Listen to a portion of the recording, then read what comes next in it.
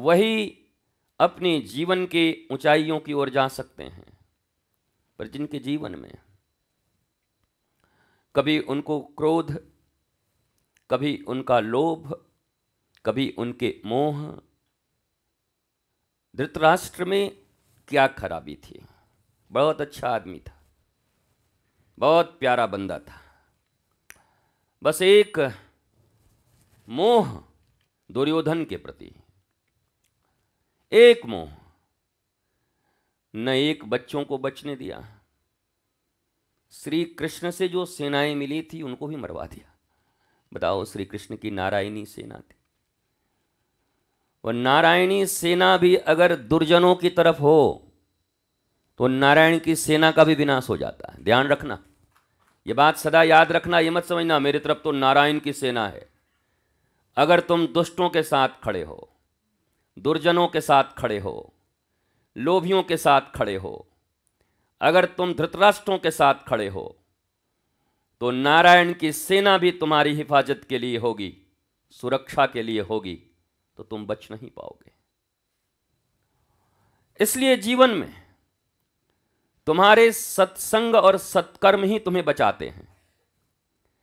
कोई तुमसे पूछे कि तुम्हारा बॉडीगार्ड कौन है, तो सीने पे हाथ रखकर कहना, मेरे सत्कर्म ही मेरे बॉडीगार्ड हैं।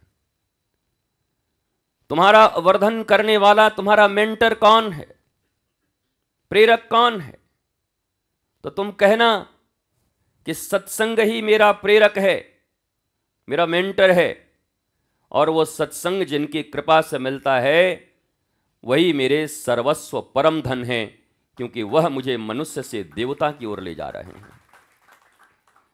तुम्हें अपनी प्रायोरिटी चुननी होगी। तुम्हारे जीवन का सबसे बड़ा दुर्भाग्य है, तुम कभी अपनी प्राथमिकता नहीं चुनते। तुम्हारी प्राथमिकताएं मिनट मिनट बदलती रहती हैं। शाम को कुछ और रहती हैं, सुबह कुछ और होता है, दोपहर में कुछ और होता है।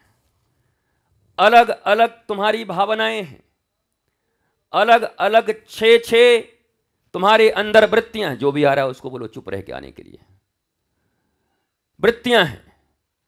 और वो 6 वृत्तियां तुम्हें या तो पतित कर देती हैं या तुम्हें उत्थान की ओर ले जाती। तुम्हारी दृष्टि इधर होनी चाहिए। प्रधानमंत्री नरेंद्र मोदी जी भी आएंगे तो यहां आके बैठेंगे, तुम दृष्टि इधर रखो। तुम्हारी प्रायोरिटी अगर खराब हो गई, तुम्हारी प्राथमिकताएं अगर गड़बड़ हो गई, तुम चंचल चित्त के हुए, तुम्हारी आंखों पर तुम्हारा अगर कोई कंट्रोल नहीं है, तुम्हारे कानों पर अगर तुम्हारा कंट्रोल नहीं है,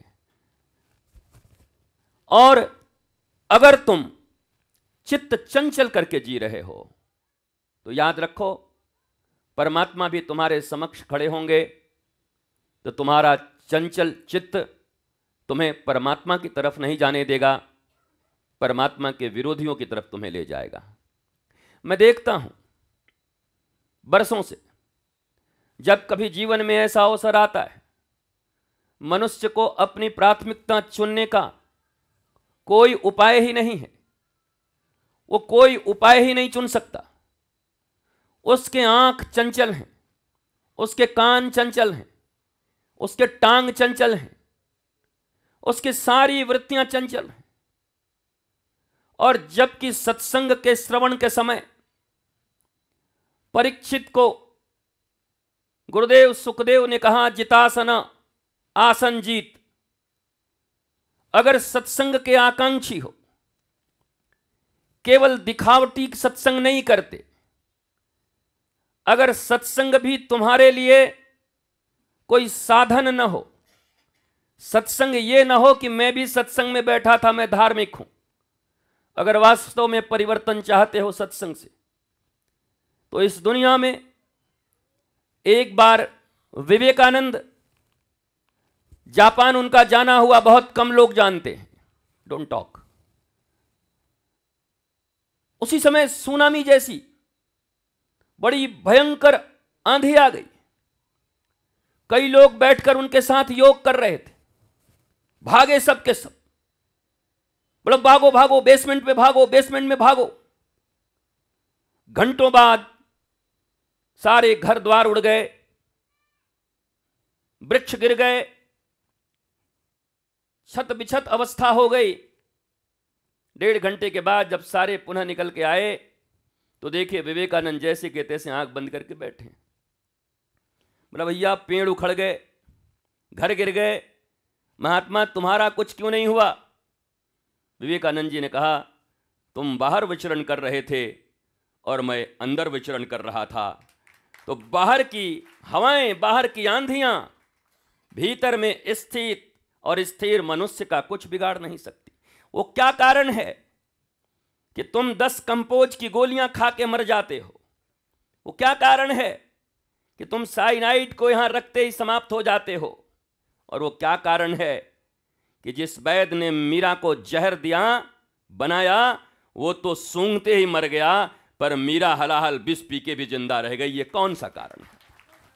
इस कारण का कोई ना कोई कारण तो होगा, कारण का भी कारण।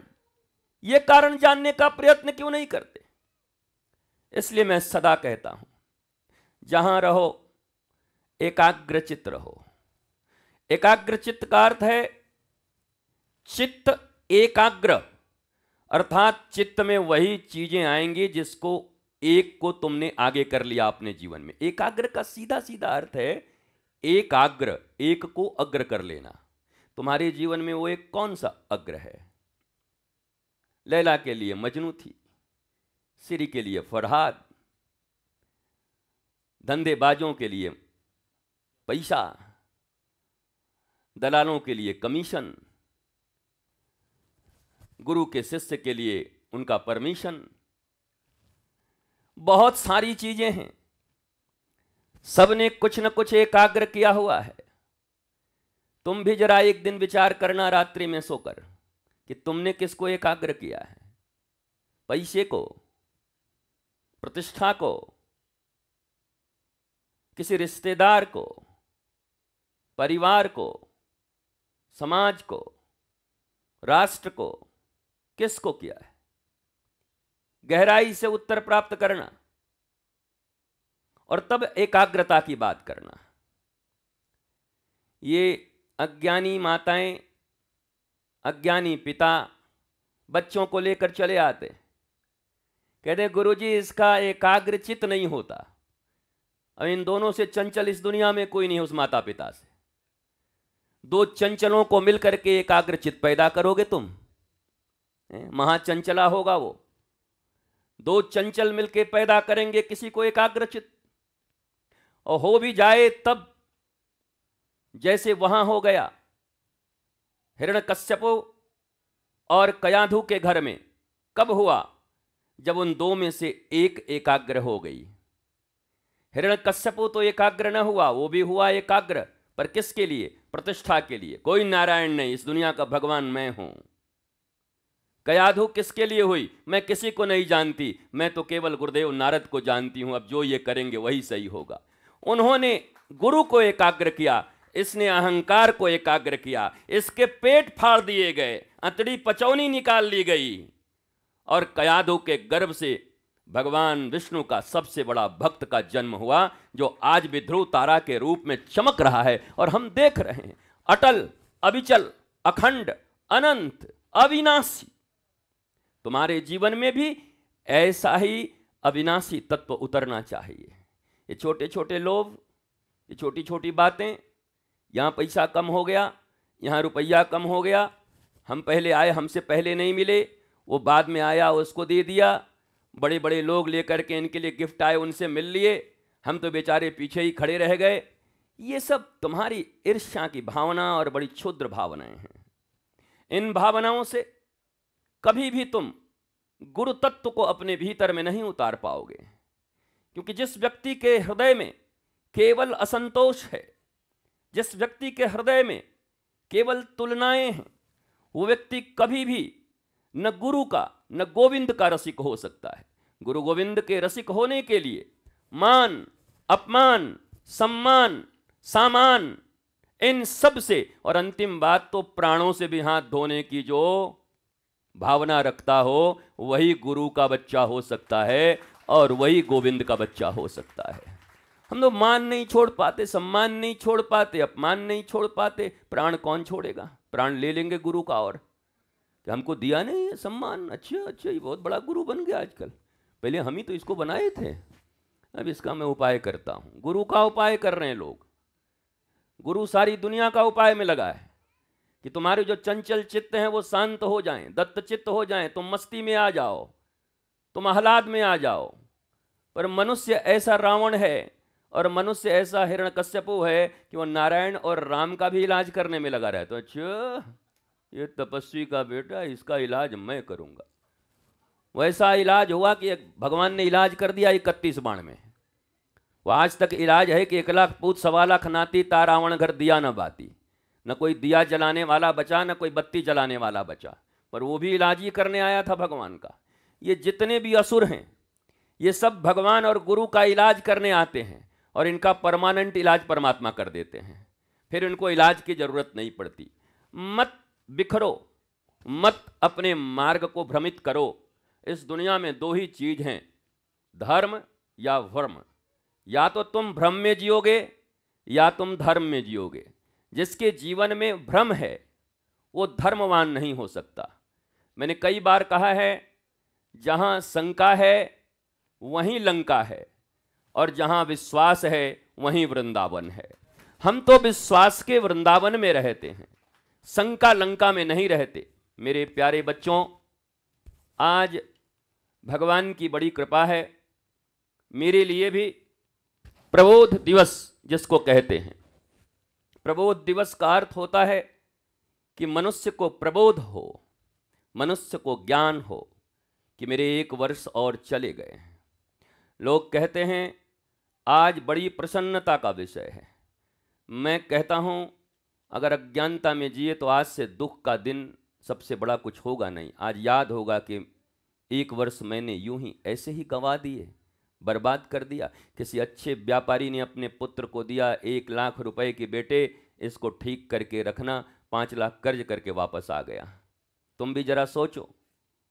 कबीर जैसे कहते हैं, चदरिया जस की तस धर दीन्ही, क्या तुम्हारे चादर वैसे ही जैसे लेके आए थे? परमात्मा ने जैसा निर्मल चादर तुम्हें दिया था वैसे ही चादर है तुम्हारे पास? क्या वही बचपन के परमहंस तत्व जो तुम्हारे भीतर थे, 1 ही मिनट में रूठना, 1 ही मिनट में मानना, न काहू से दोस्ती न काहू से वैर, मैया का आंचल ही सब कुछ, आनंदित थे, आह्लादित थे।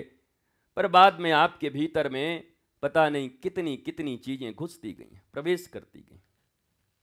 मनुष्य का लोभ मनुष्य का पतन कराता है।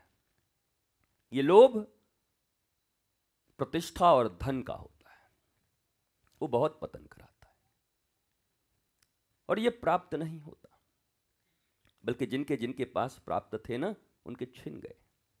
रावण का छिना, दुर्योधन का छिना, हिरण्यकश्यपु का गया। अगर पूरी हिस्ट्री देखो, चलो वो लोग तो पुराने हैं, जो तुम्हारी फिल्में बनती हैं, फिल्मों में देखो, अंतिम रील में खलनायक की ऐसी की तैसी हो जाती है। भले ही अमरीश पूरी पिक्चर में मोगाम्बो खुश हुआ, पर अंतिम रील में मोगाम्बो बड़ा दुखी हुआ, फिर जिंदगी उसकी दुखी हो गई, प्राण की दुखी हो गई। ये जितने भी खलनायक हैं, खलनायक, खल मतलब दुष्ट, जिनकी प्रवृत्ति दुष्ट है, वो 10-12 रील में आपको बड़े अच्छे दिखाई पड़ेंगे, पर बाद में उनकी जिंदगी कैसी होती है? क्या आप ऐसा ही जीवन चाहते? क्या अपने आने वाली संतानों को ऐसा ही जीवन देना चाहते हैं? आप अकेले नहीं हैं। अगर आप गृहस्थ हैं तो आपने संतानों को जन्म दिया है और आपके संतानों पर सबसे बड़ा प्रभाव आपका पड़ेगा। मैं आज भी इस बात को मानता हूं कि अगर केवल गुरु भी चाहते प्रहलाद को बनाना तो प्रहलाद नहीं बनता, उसकी मैया ने चाहा इसलिए गुरुदेव ने बना दिया। अगर माँ नहीं चाहती तो गुरुदेव भगवान भी कुछ नहीं कर सकते थे। इसलिए तुम दोनों में से किसी न किसी को अपने संतान के लिए तो खड़ा होना होगा। स्वयं के जीवन को जैसे जी रहे हो, जितना रिपेयर कर सकते हो कर लो, जितना ठीक कर सकते हो कर लो, क्योंकि बूढ़े तोते राम राम नहीं बोला करते, उनके कंठ फूट जाते हैं, फिर भी प्रयत्न तो कर सकते हैं। और where there is will there is way, जहां चाह है वहीं राह है। उस चाह और राह ये दोनों अगर तुम्हारे दिमाग में आ जाए कि चाह मेरी पक्की है तो राह तुम्हारे लिए सदा खुला हुआ है। मैं आपसे विनम्र निवेदन करता हूं, आज के दिन में मुझे तो प्रबोध हो रहा है, मैं अपने किसी भी प्रबोध दिवस को बिना प्रबोध के नहीं जाने देता। ऐसा नहीं कि तुम्हारे भीड़ भड़क्के में और ऐसे वो करके, वो भीड़ भाड़ वाला मेरा एक अलग, मैंने कहा ना कि पहले शादी करना तो 2 कार्ड बनवाना, एक लाल कार्ड बनवाना और एक हाँ जो भी पीला बनवाना। लाल कार्ड उनको देना, उसमें लिख देना कि इस दिन ये विवाह उत्पन्न हुआ है, आप हमारे रिश्तेदार हैं, कार्ड देना जरूरी है, खबरदार आ मत जाना, तुम्हारा कपड़ा और मिठाई घर पहुंच जाएगा। हाँ शादी का तुम मत आ जाना महाराज, तुम्हारे जैसे राक्षस आ जाएं तो सब बिगड़ जाएगा यहाँ पर। बल्कि उन लोगों को देना जो संत स्वभाव के, संत प्रकृति के। रिश्तेदार किसे कहते हैं? कहते हैं खून का रिश्ता। किस खून का रिश्ता? मुझे जरा समझाओ, खून का रिश्ता क्या? खून का रिश्ता तुम्हारे खून में ऐसी कौन सी चीज़ है? काटेंगे तो सब में वही निकलेगा। हीमोग्लोबिन कम हो जाए किसी के खून का तो क्या खून का रिश्ता? कौन से खून का रिश्ता? खून का रिश्ता किसे? और अगर इन पिता और माता के कारण खून का रिश्ता कहते हो तो हम उस परम पिता की संतान हैं, हमारे कृष्ण और राधा माता पिता हैं, राम और सीता हैं, तो हम सहोदर भाई क्यों नहीं हैं? हम सगे भाई क्यों नहीं है? फिर हम सगे क्यों नहीं है? ये खून का रिश्ता क्यों नहीं है? भक्ति का रिश्ता, खून का रिश्ता क्यों नहीं है? मुझे जरा कोई समझाए। या तो परम पिता कहना छोड़ दो, ढोंग करना छोड़ दो, सब परम पिता की मर्जी, सब अपने पिता की मर्जी चल रही है, कुछ परम पिता का भी चलने दो। तो परम है वो श्रेष्ठ हैं। तो वो खून का रिश्ता किसके साथ होता है? वो भगवान ने सिखा दिया, सबरी को कह दिया, सुनहु भामिनी एकई बाता, मानहु एक भगति करनाता। सुनहु भामिनी